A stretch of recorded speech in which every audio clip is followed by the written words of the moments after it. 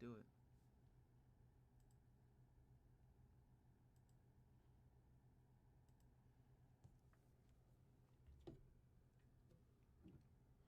Water. My coffee.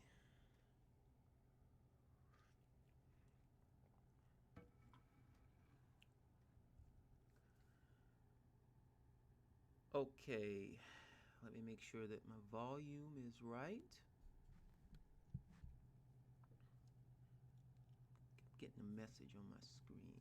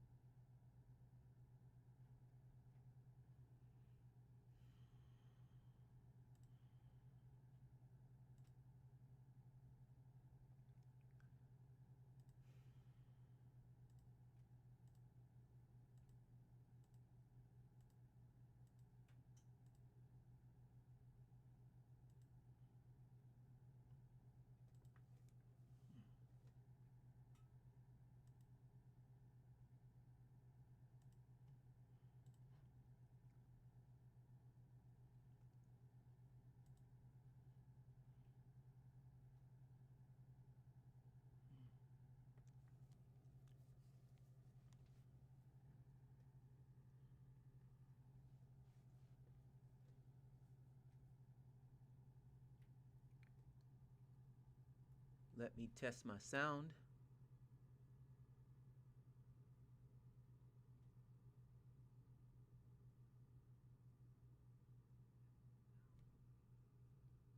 Okay, so it's a little low. Let's see here what I can do.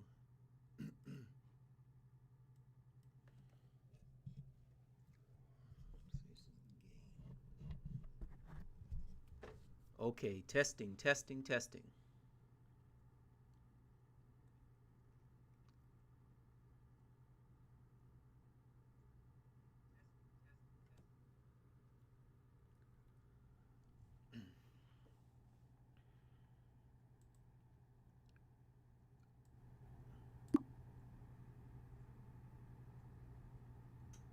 All right, yeah, we are ready. We are ready to roll here.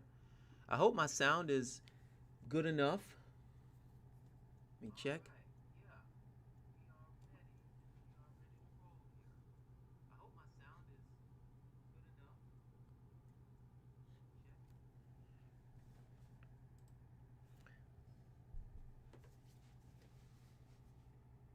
Welcome, everyone. My name is Rod Graham, and this is the fourth, I believe, Sociology Saturday. This is my once a week live stream. And on this one, I'm going to be talking about the problems with men.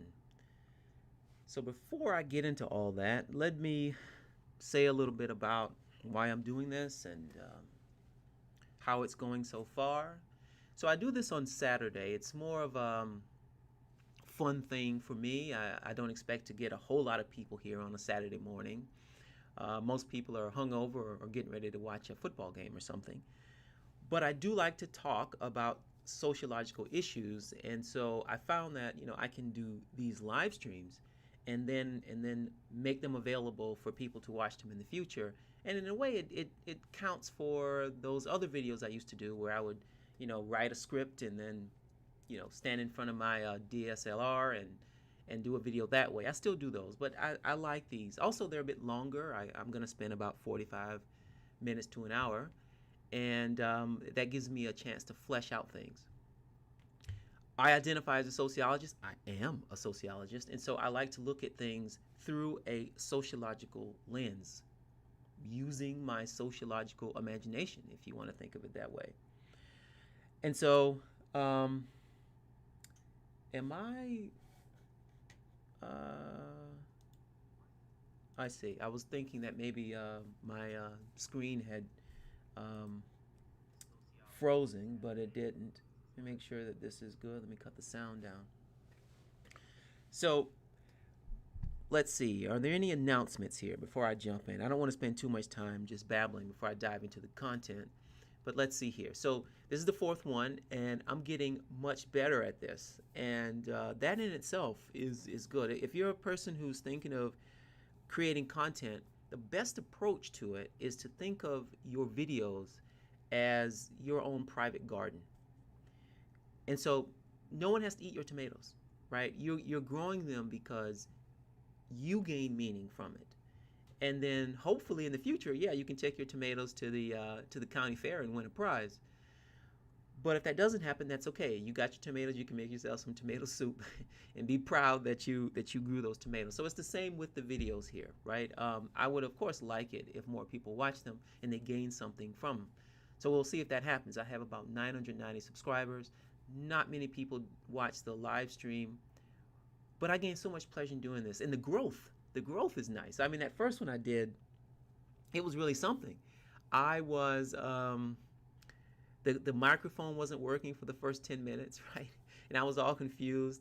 In the second and third ones, I still had trouble with the images. I got the mic working, but then the images are all screwy. Now I think I've gotten it to this point where, I can walk in and I can, push a few buttons and set it up and then put my content on deck, and then just start talking. So that growth is actually meaningful in of itself, right? So I think it's time for me to get into the content. And for those of you who watch this after it's been uploaded, stop in every Saturday at about 11 o'clock, and I'll be doing this. So, the problems with men. Now, I've been thinking about this for a very long time. I really have, because I am a man, and I can see problems with men, and I see that we often don't want to talk about them as a society. Sometimes on Twitter, I'll post things about men's issues, and sometimes no one cares, but other times I get some serious pushback. And so I understand why, and I'll talk about that in the next slide, like how we can talk about these men's issues better. So I understand why I'm getting the pushback. But the data on the ground does suggest that there is a population of men, maybe many populations of men, who are going through some issues that we are ignoring. And I think that needs to be addressed, okay? So this live stream will be about some of those problems, some explanations that I think are bad, mainly coming from the Manosphere, and then finally I'll give my own 2 cents, right? As a sociologist, that's how I'm going to do this. So your mic is working now for sure, but it wouldn't be bad if the audio is a bit higher. What the hell, man? I can't I can't get this thing. Let me see here. I'm gonna change the gain on this and see if that is a bit better, but I really don't know.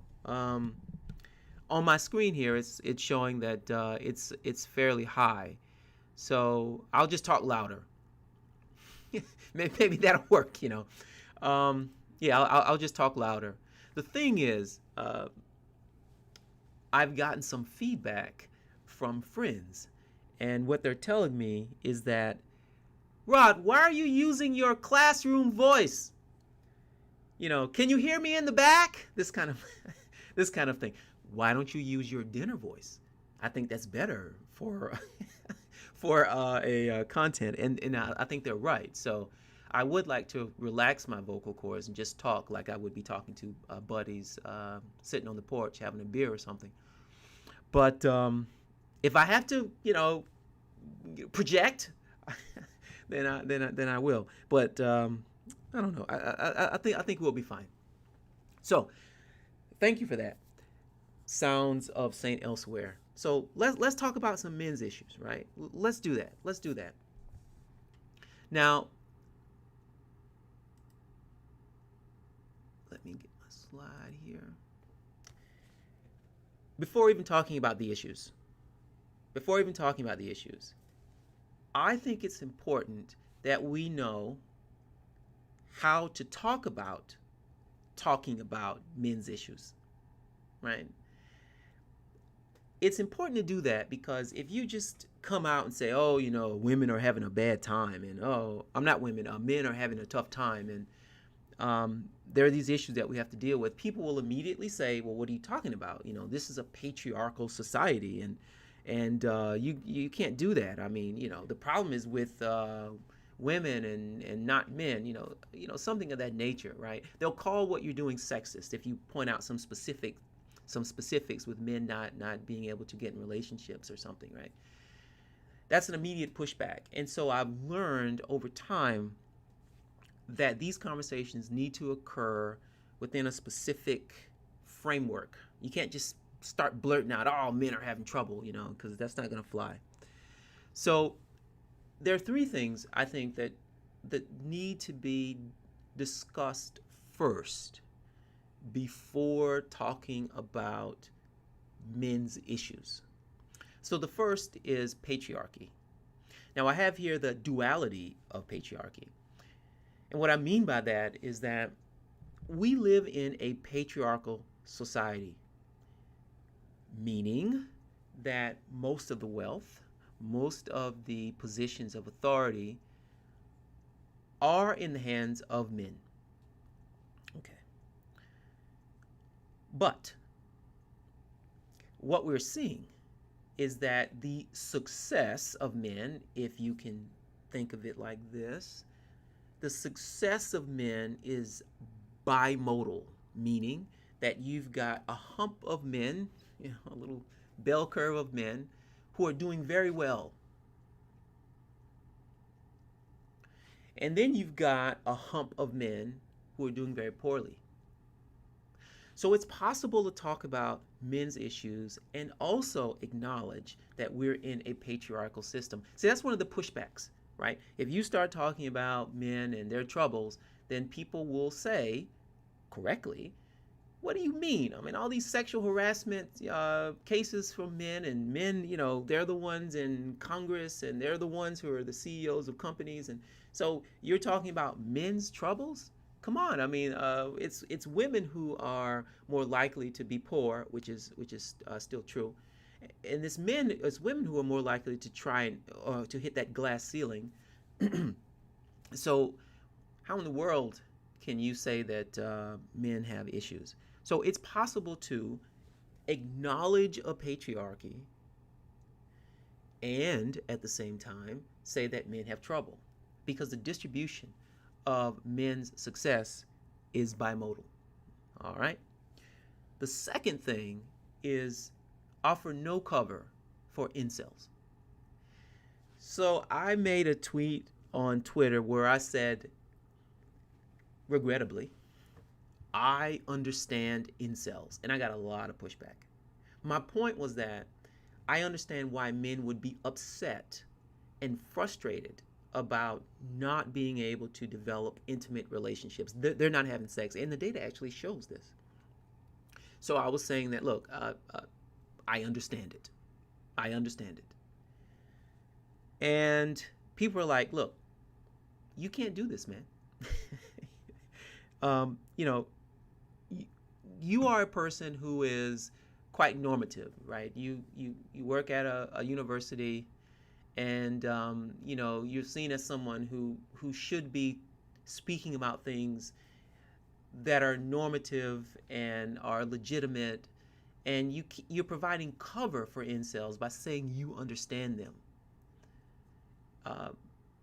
These people are dangerous, and these were men and women, but primarily women were giving me this pushback. And so it's important to start, before even talking about the men's issues, by saying, look, this is not justifying any violent behavior towards women, or even any toxic behavior towards women. You can acknowledge the real issues that men have, while at the same time distancing yourself from any negative behaviors from those issues. Incels, right? So no cover for incels. The third thing is, it's not a zero-sum game. If I talk about the mental health issues of men, that does not mean then that there are no mental health issues for women. It's just different. And so, within any agency or within a school system or wherever, I think it's important to acknowledge that across the board, people could be struggling. It's just that they're struggling in different ways. So, focusing some time on men's issues does not mean that you can't still also focus on whatever the issues is that women have. I think that's important to sort of put that in context. It would be the same thing if I was talking about the issues of white people in the United States. White folks have issues. They have problems too. But it would be silly for me to just dive into that without putting it in a context of American race relations. Okay. So let's dive in. I'm getting pretty good with these slides now. I'm quite proud of myself for making these improvements. So now, the first issue that I'd like to talk about is education.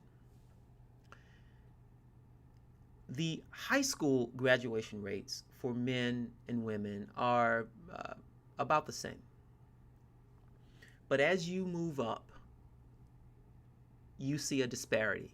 Move up meaning associate's degrees, bachelor's degrees, and then graduate degrees. And the biggest disparity is here at the bachelor degree level. So we see that, and I'm looking at the slide here and just reading it, the gender gap among those with bachelor's degrees has more than doubled, increasing from 7% in 2009 to 17% in 2019. What does this mean? Well, two things, I think, at least two things.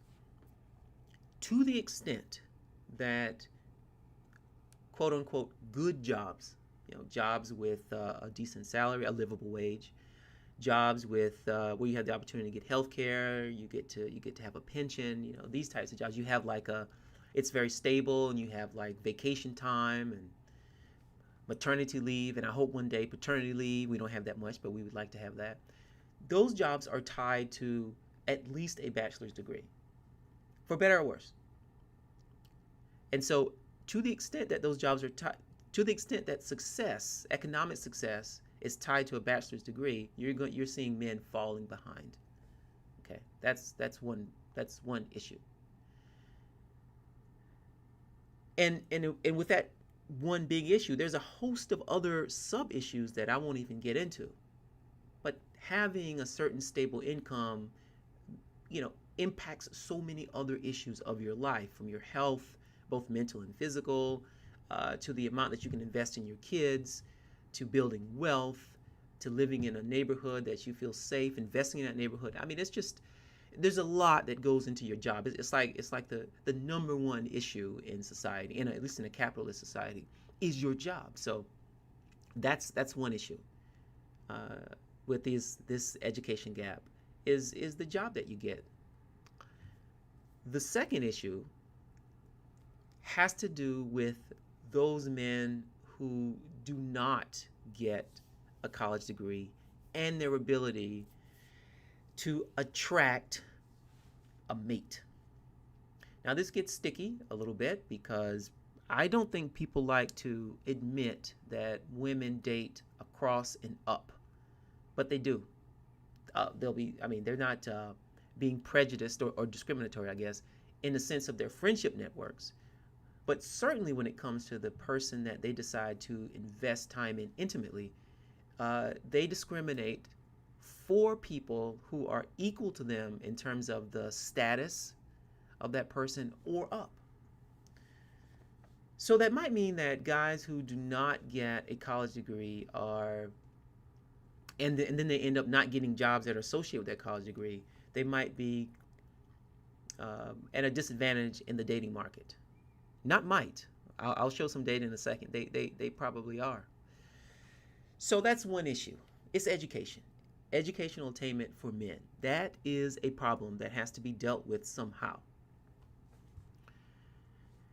By the way, I'm getting this, I'm going to show my webpage here. I'm getting this from educationdata.org. So I try to vet the information that I put up here. I'm not entirely sure about this organization, but the reason why I chose them was because they had that nice graph. So you can get the same information from many other sources, but I really liked just the fact that they had a nice, easy to read graph or figure, and so that's why I use them. So I can't vouch for the specifics of the data, but certainly the general trends. Everybody knows. Everybody knows that women are doing much better overall with attaining bachelor's degrees than men. Okay, mental health. Another issue.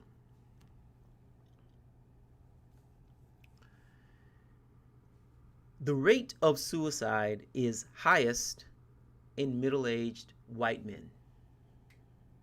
A couple of years ago, there was a lot made of this research about deaths of despair. One of the authors was sociologist Angus Deaton.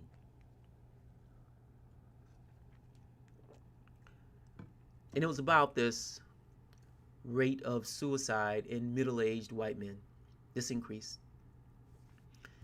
And Deaton argued that, well, it's because these men are not able to achieve the things they want in life. They're not able to do as well as their parents did. The jobs that they can get are simply not as good. They're disconnected from society, a bit alienated. And so they suffer higher rates of suicide. But it's not just middle-aged white men. Right? But by the way, just to let me wrap that up now. So it's a relative thing as far as I understand it, where if you're a 55-year-old white male and you have a job where you're barely scraping by, well, you didn't expect that. Your father probably did better than you, or may have. So you look at yourself and see yourself as someone who has failed. And maybe you cannot provide for your children the way that you thought you would. Contrast that with maybe a black or Hispanic 55-year-old man who has that same job. That job may be better than what his father had. He may still not be able to provide for his kids in terms of investing in maybe their college education, but he can put a roof over their heads and food on the table. And relatively speaking, that would be an improvement over generations before. So I think that's why it's hitting middle-aged white men. It's also, I think, a cultural thing too, where you're sitting in your home and you're watching television and you see all these non-white people being celebrated.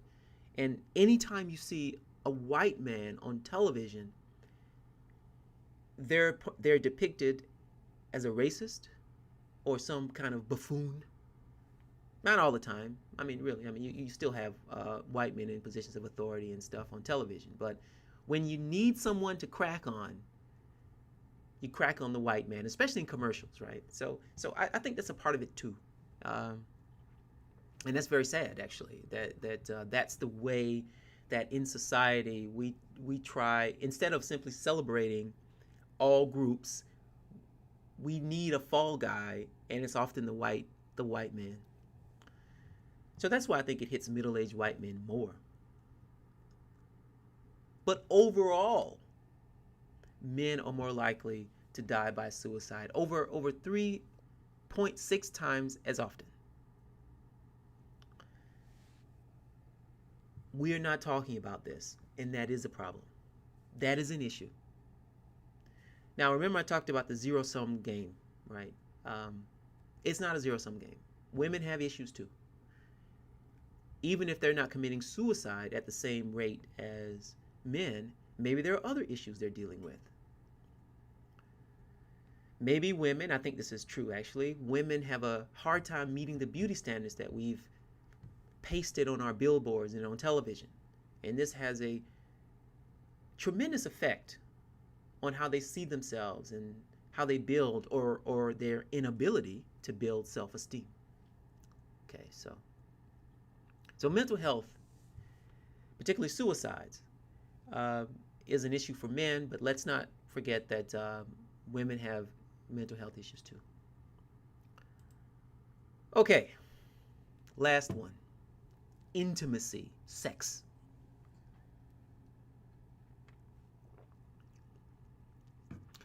This is a recent article last year. Trends in frequency of sexual activity and number of sexual partners among adults ages 18 to 44. It's a 2-decade look at trends in sexual activity. They didn't have any nice slides to show, but the findings here are enough.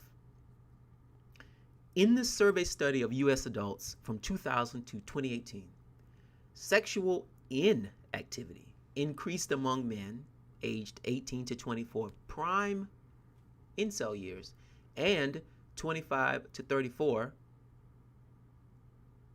and then women aged 25 to 34 years during the period, with the increase among men mainly occurring among unmarried individuals.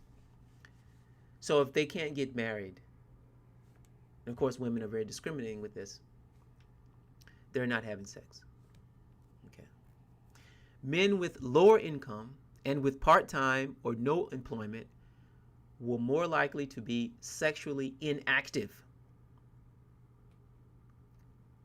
That should be a big duh, right? If you sit around and talk about dudes, we know this.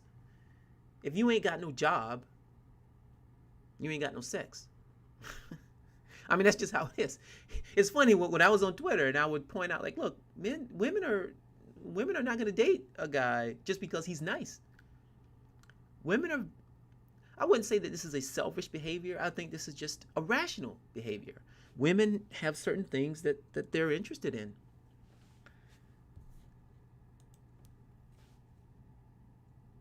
Checking my screen here. Make sure it's okay. Women have things that they're interested in, as do men. So whether it be cultural or biological, I don't have the background to weigh in on that issue, because of course one idea would be that women have been acculturated into thinking that they must attract a higher status, authoritative figure to be the head of the household. That's one view. That's a cultural view. And then another view would be that, well, this has to do with eggs and sperm, and women are evaluating based on that, and because they have a limited resource of eggs, they want to make sure that whoever fertilizes that egg is some high status man, tribal leader or something, because they want the chief's genes, this type of thing like that, right? I'm laughing at that. Actually, I don't know where I fall on that. I think that it's more cultural as a sociologist, clearly, but I'm not ready to dismiss biology entirely. I think that our cultural, or the manifestations of biology, is culture. I think that you get this interplay, which is something I'll talk about later, this interplay between who we are as a biological species with our environmental and technological, or with our material and technological environment, and through all that you get culture. In any case, it really doesn't matter here for this conversation. It's the culture and biology, that might be something to talk about on another live stream. But for today, we just need to look at the hard data that men with lower income and with part-time or no employment were more likely to be sexually inactive. Now, they're not the only group. It's also men and women who are students as well, which is very interesting. You would think that at that age, they would be more sexually active. But, young people, maybe things are changing, right? Okay. So, that's education. That's mental health, and that's intimacy. That's 3 really big issues that men are struggling. Yet, in Western society, and particularly American society, we are silent on this issue.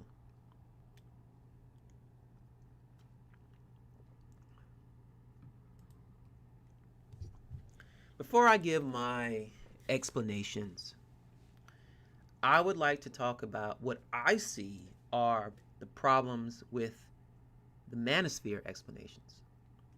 Now, it's important to realize that I don't think it's all bad.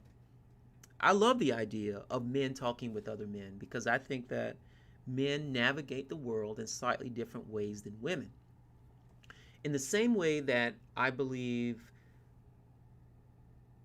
a Mexican American immigrant is navigating the world differently than me, a black American from the American South. And so therefore, yes, we can talk on this broad human level.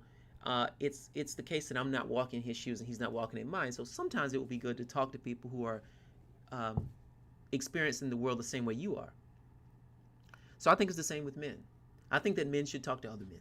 I do. And so in that sense, I think that the manosphere could be a good thing.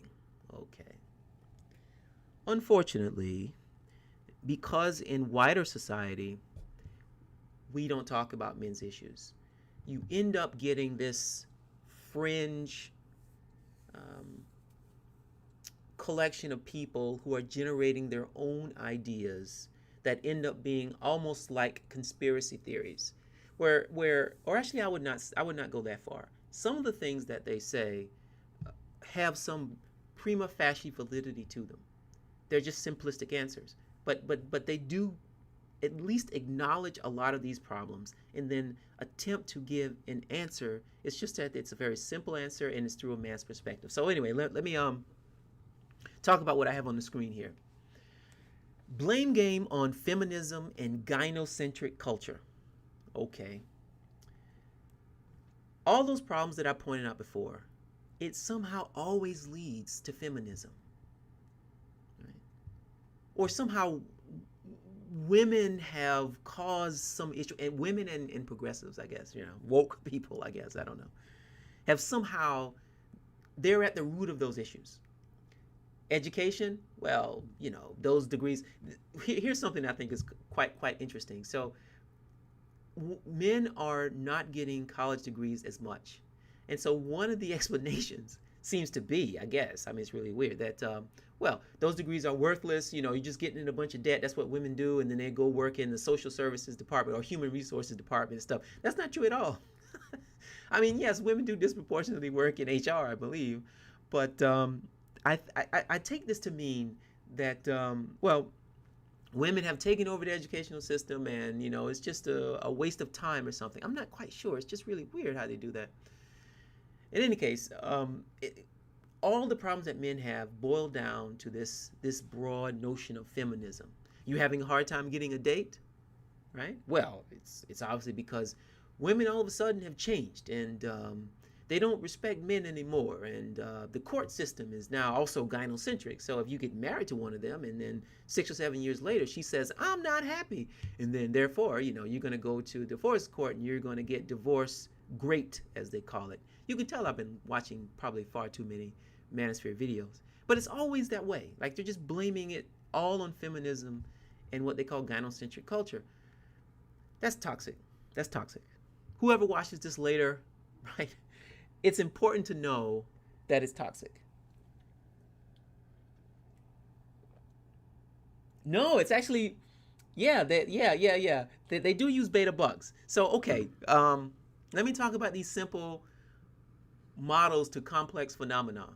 Because some of the things that they say is not entirely wrong. It's just too simplistic. And it always puts women in this position of being the bad guy. And alpha males as, as the good guy. If we just had a whole country of alpha males, then everything would be better. I don't know. So anyway, the simple models. Alpha Fs, beta bucks. So it's also beta cucks too, actually. Sounds was saying elsewhere. But the idea with this is that women will go and in their early 20s have a lot of fun, right? And then they'll find somebody to marry to take care of them. That's the bucks part. But it could also be cucks too. It could be that they're married to someone, um, you know, what would be Russ. So let's say they're married to Russ. Russ sounds like a person who this might happen to. I don't know. So she's married to Russ, and then when Russ goes to his job as a systems administrator somewhere, she goes and finds Chad and has her fun with Chad. Right? This is the idea, and I don't. So of course that does happen. Women cheat. They're not angels. Women cheat, as do men. But to imagine that this is the way that this is like the norm, or even something that happens at appreciable numbers, I don't think so. I don't. I think that women find somebody that they want to be with, and then they invest in that person. So I mean, it's just a simple model that's meant to paint women in the worst possible light. If a woman is, I mean, I'm not a marriage counselor, so I don't know if I want to talk too much about that or anything. So I don't know. It just seems to me that that's a easy way out to imagine that that's what women are doing. It's probably the fact that when women are very young, in their 20s, 19, 20, 21, this age, they're looking for older men who are more established. I agree with this part about the Manosphere saying that women want higher status men. I've never seen anything that doesn't disprove that. But I don't think they're out looking for Chads. They're probably looking for just respectful guys that they can spend time with who care about them. But so then this other thing of hypergamy. Okay. The idea with hypergamy is that women are constantly monkey branching, where they're holding on to one guy, like a monkey swing between branches, right? So they're holding on to one guy, but constantly looking to swing up. Of course, that's the worst way to look at it, because it imagines that women are, these selfish creatures who care nothing about a man except his money, and that's just not. I've just never seen that. I've just never seen that. So of course that might happen. You have a few people who are doing that, but no, that's not the norm. In fact, it seems like the norm to me is that women are the ones who might try to make the relationship work, and then they're also the ones who would move towards getting a divorce. But it all hinges on. So that is true. Women initiate divorces more than men. But that's all about a woman wanting the marriage to be meaningful. Whereas a lot of guys, they just kind of check out at a certain age. And of course, women don't want that. But that's very different than this notion that women are just these selfish creatures, immediately looking for someone who's, a few inches taller, a few inches longer, and has a few more zeros in the bank account. I just don't think that's true at all. Sounds of self saint elsewhere. There's also a black manosphere now, within which there are different trends occurrence. Yeah, I think that's true. I don't know about the black manosphere 2.0 though. I mean, I don't know enough about the different iterations of it. But I was actually on I was on a radio show with one of those guys. I forgot his name. It was like a year or so ago. But I actually contacted him. I had watched this guy. His name was Duke O'Shea Jackson, and he was on there, and he was talking about things in a way that I thought was respectful enough and interesting enough that I wanted to have a later conversation. So I had appeared on his show a few times. So I don't know if that's 1.0 that I was talking with or 2.0. I'm not entirely sure.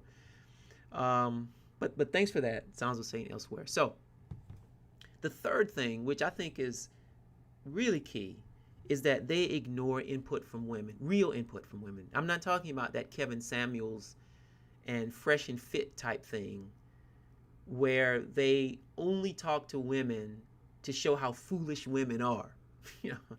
That's not what I'm talking about. I'm talking about occasionally, it's a man's space, right? So men should do most of the talking.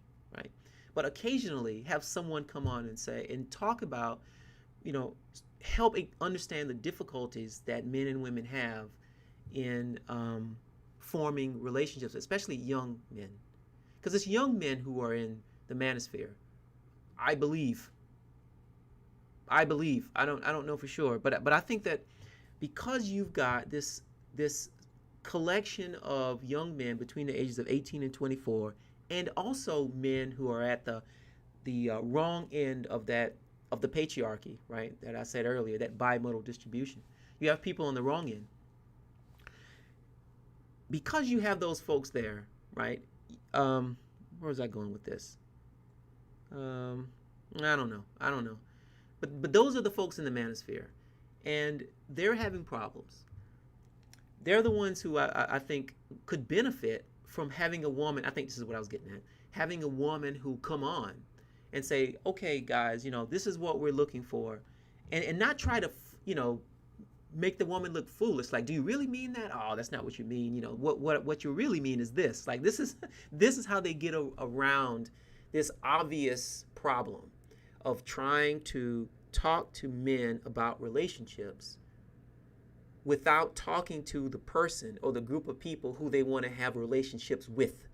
Like that to me is an obvious problem. It's an obvious problem. They get around that by saying what women actually tell you is not what they really mean. They don't even know what they mean. So I'm just going to translate it for you. This type of thing. Well, that's ridiculous. That's ridiculous. If it is certainly the case that sometimes, we have motivations beneath the surface that we don't want to articulate. But to assume that some guy can translate what women think for other men consistently is the height of folly. It's insane. Do they think that women can do that to them? No, of course not. If you want to know what men actually want, you have to talk to men.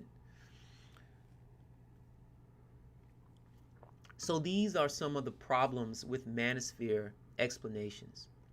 And it leads to a very toxic culture where everything is blamed on women. And you just create a separation between the sexes that's not necessary. Women are not trying to get over on men. Why would they do that? It just makes no sense. Finally, from what I can see, women more than men actually would like to be in a meaningful relationship. And so they're looking for that. And so you're, in a way, misattributing some complex social changes with just feminism in this gynocentric culture, and making it even more difficult for men and women to have meaningful relationships. So the folks who are in that manosphere, I don't know. Some of it's good, because they are talking about men's things, but I kind of take it like me talking to my cousin Pookie on the porch or something. We have a few beers and he says some wild, crazy stuff. I know there's a kernel of truth in it. I'll laugh a little bit and I'll move on, which I'm doing now. So, what do I think about men's issues as a sociologist? Okay, that's important because I'm not a therapist, and one day I'll talk about my experiences with women. They went from very bad to very good to now, So maybe I'll talk about that. But even when I do that, it's from a personal level, not because of some professional experience. So what do I think about men's issues? As a sociologist, we need more awareness and research. I just think it's horrible that we can't talk about the problems that men have. White or black, Hispanic, Asian, there is a collection of men who are struggling. And because they're men, and for the past 30 or 40 years, we've been pushing back against patriarchy, we don't think that we have to talk about those people, but we need that. I would love to have a men's studies department. We have women's studies.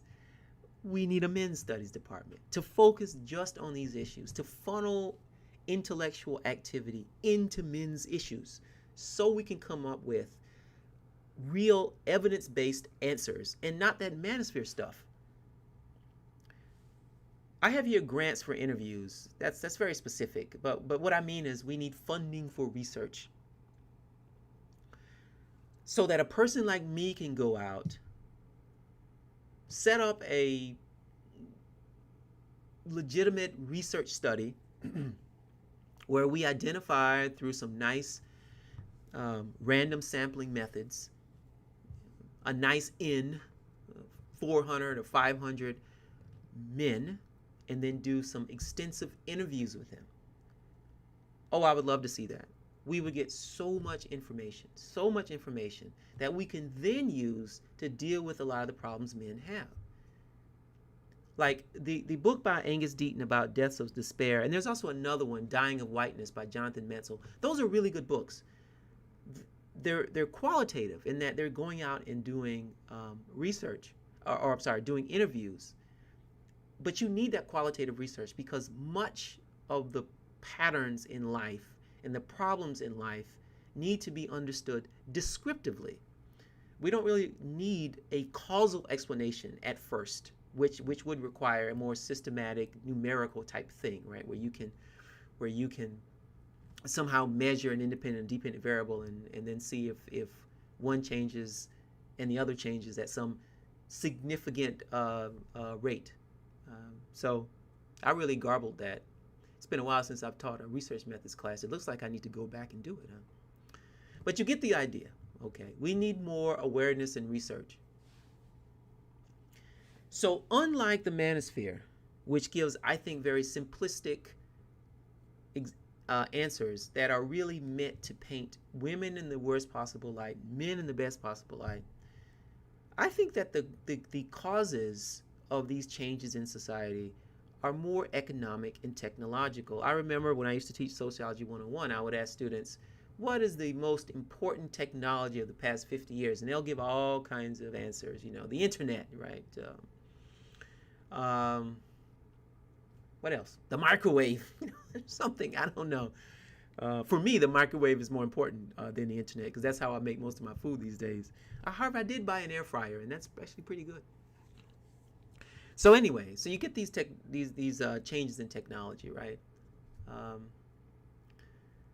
I tell them that it's the pill. I say, look, because of that particular technology, it liberated half the population. They could take control of their sexual reproduction, or of their reproduction, which would then allow them to navigate the world like the other half of the population. I can go to college, I can have a career, and then when I'm ready, I can take that time off to go through a pregnancy and then maybe stay home with the child and nurse for another 4 or 5 months, what have you. A year of my life, and I can do that more than once, right? So the reason why women, it's not just cultural, the reason why women were not in the workforce. It was also a practical thing that they were taking care of 2 or 3 kids, which was about 3 to 5 years of one's adult life devoted to that. So there's no way that you could do the same things that men could do. So to me, that was a change. Well, that's not about feminism. There are other technological changes as well. Because, and I'm sure when someone sees this, they will have heard this before, but I think it's absolutely true that we don't need muscles as much as we used to. We don't need physical labor. We need mental labor and social labor. We need people who are good with words, people who have high verbal ability, people who have social acumen, people who can make connections. I mean, that's what powers our economy now. And so that favors women. Now, we're back to that biology and culture thing again. Is it because women were acculturated into this, and this is just going to change? Men and women are equally comfortable navigating, social situations and building connections and working communally.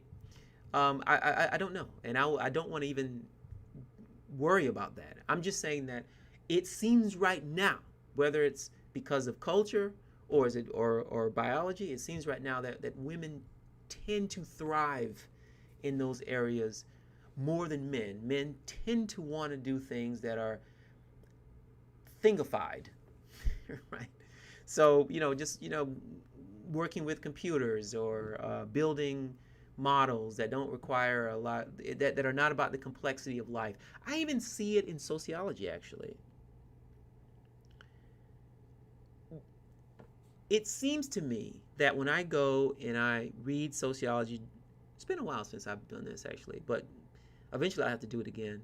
When I'm doing a lit review and I'm looking at the different types of research and the different methods that are used, and then I look at the names of people who are using those methods, it seems to me that men prefer quantitative, more abstract, in some ways more complex, but also in some ways very simple regression models or mathematical models, right?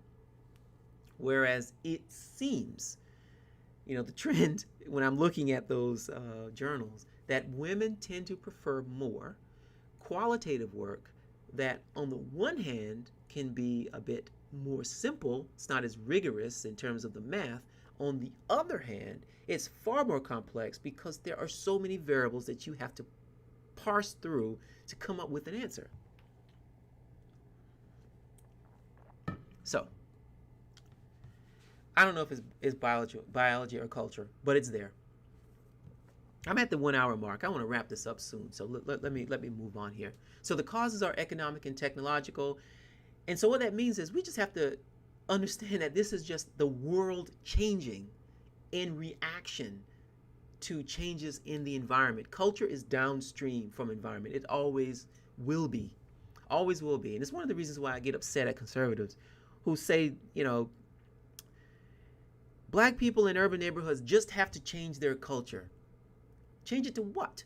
Right? I mean, you have to, people are making are responding to the environment that they live in, right? So if you want a wholesale change in culture, then you need a wholesale change in environment. Anyway, I don't need to get into that right now.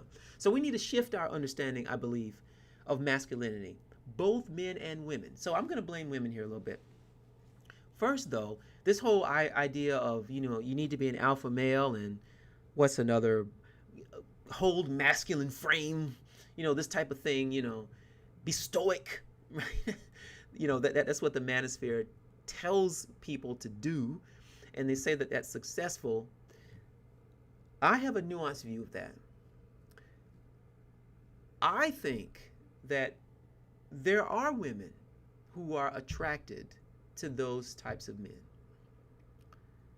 Why not? I mean, that it's on a spectrum. You have people who are very masculine to people who are less masculine. Same thing with women. You have women who are very feminine and women who are less feminine, right? And it's a scale. You have women who are masculine, right? So I mean, and so that means that people will be attracted to people all over that scale. But what they've done is they've taken that small percentage of men and women who are highly attracted to those men and made that some kind of norm. And I think that's crazy. I think that women like nice guys. Not pushovers, but nice guys. meaning guys who focus just on them and make them feel special and cater to them. Now, of course, if you're in the manosphere and you think this is terrible, women should be catering the men, okay, fine, then you go find a woman who wants that, and women will be fine with that. But I think generally women are not interested in the Chad in the long run, right? They're interested in a different kind of masculinity, I guess is what I'm trying to get at here. And I think that men should be aware of that there are more ways of being where you can still be masculine and express your masculinity, but you don't have to, become an MMA fighter, and start going on an all-meat diet, this sort of exaggerated understanding of masculinity. Now, women. I think that women need to start thinking about their relationship with men and masculinity in terms of economic support. I think women want to marry across and up. and status-wise. So regardless of the masculinity now, I guess. So maybe this is not the best way of explaining this, but regardless of a man's masculinity here, I'm talking about his social status, and I think that women are still in a mindset that the man that they married needs to have a certain type of job and be a certain type of way. Well, on the one hand, sure, women should date who they want. Men should date who they want. But the same way that we went through this change in the 60s and 70s, where men had to understand, look, give up this idea of women staying home barefoot and pregnant and taking care of you like that. That's over. Move on from that, right? There are other ways. Like women are not going to do that anymore, and you're going to have to shift your understanding of what it means to be a good woman now in a late stage capitalist society, right? I think women need to do the same thing. I do. I think that this notion, which we still perpetuate, right? This notion that, the person who you want to be with needs to be wealthy or make more money than you, and that's like the epitome, or be a doctor or a lawyer or something like that, and that needs to change. To put it in more everyday terms, that guy who's working at Best Buy and he's not necessarily making a whole lot of money, but he's a really nice guy, that's somebody that may be of interest to you. Right? But